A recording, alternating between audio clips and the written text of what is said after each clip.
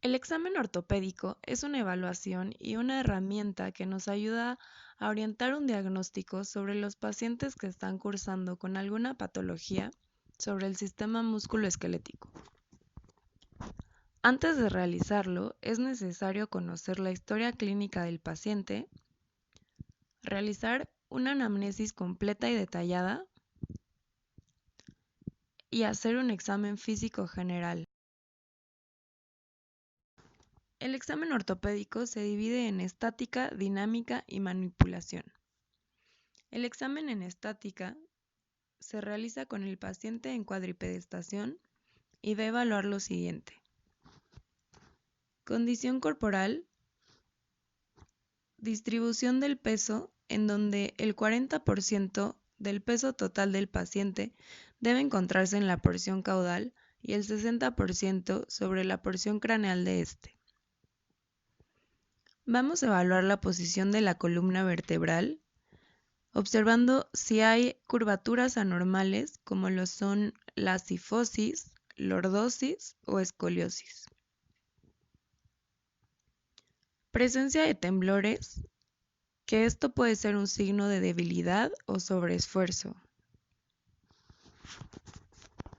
Vamos a evaluar también las correctas angulaciones y los aplomos del paciente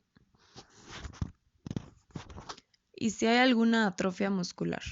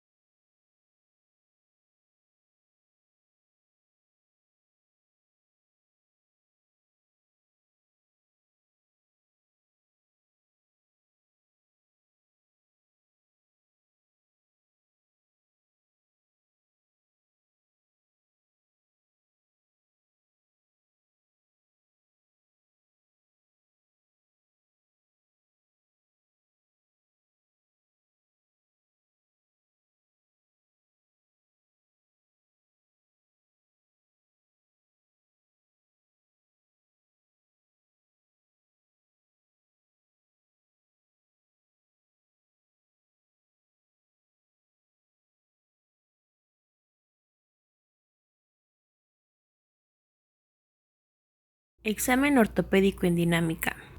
Se debe realizar en un espacio abierto, en una superficie plana y antiderrapante.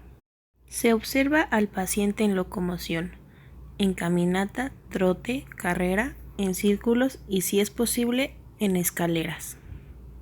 Se realiza la evaluación en 4 ángulos: craneal, caudal y los laterales, teniendo como objetivo poder observar claudicaciones, presencia de arrastre de uñas, debilidad generalizada o movimientos incorrectos. Cuando los miembros posteriores se encuentran afectados, el centro de gravedad se recorre a los miembros torácicos y la cabeza se encuentra por arriba de la línea dorsal. Y cuando tenemos los miembros torácicos afectados, el centro de gravedad cambia a los miembros posteriores y la posición de la cabeza se encuentra por debajo de la línea dorsal. Para hacer la evaluación a la manipulación se debe hacer en la mesa de auscultación y se debe palpar con presión moderada de la punta de la nariz hasta la punta de la cola. El primer punto a evaluar es la masa muscular. Se realiza con una cinta métrica y se mide la circunferencia de los músculos a la altura del vientre de manera bilateral.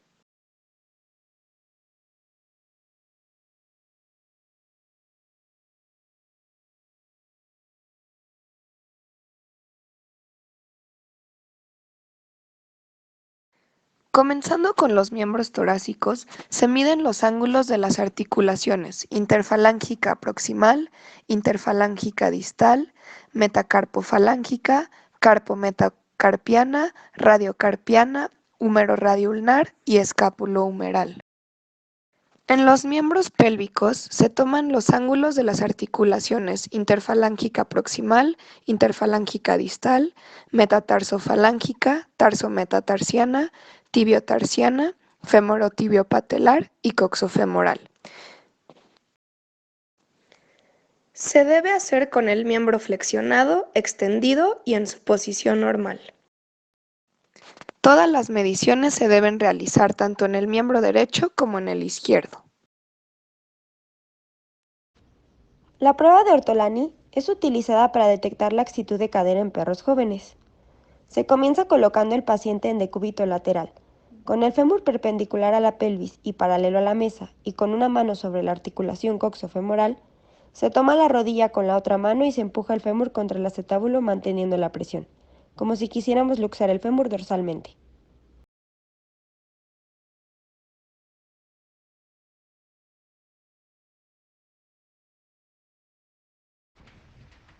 La prueba de cajón nos permite identificar la ruptura del ligamento cruzado anterior, así como la luxación paterna. Técnica de Campbell. Mediante esta, valoraremos si la lesión está en estructuras laterales, mediales o por ambos lados del codo. Esta técnica la realizaremos flexionando el codo y carpo a 90 grados. Después, por abducción y aducción del metacarpo, se rota lateral y medialmente el radio y la ulna, manteniendo fijo el húmero.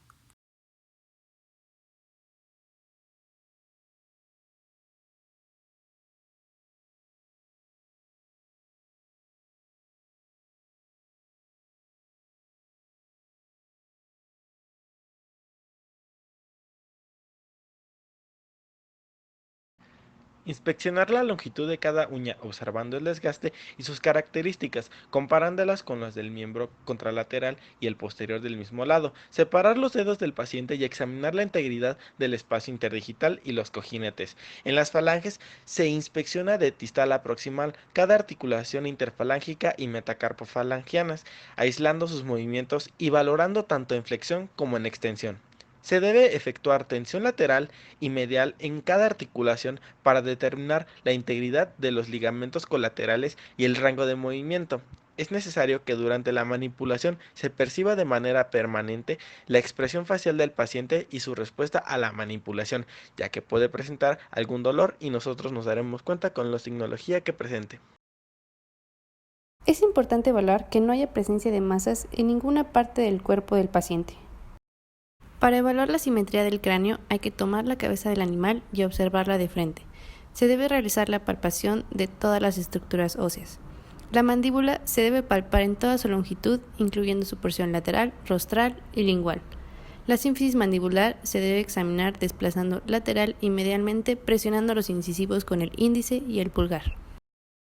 Para evaluar el tórax, con ambas manos se palpa la integridad y la estructura de los arcos costales hasta llegar al esternón. Para evaluar la columna vertebral se deben evaluar las regiones cervical, torácica, lumbar y coxígea, haciendo movimientos de flexión, extensión, lateralización de la cabeza y del cuello. Se debe revisar los procesos espinosos tomando con el dedo índice, medio y pulgar, palpando su integridad. La articulación occipito-atlantoaxial se inspecciona por medio de la flexión, extensión, movimientos laterales y dorsoventrales del cuello. Para la evaluación de la simetría de los miembros es importante tenerlos de frente. Se evaluará que la masa muscular de ambos sea lo más parecida posible. Para inspeccionarlos, se crearán puntos de referencia o líneas imaginarios para así evaluar la simetría y que no haya cambios en la angulación de los miembros.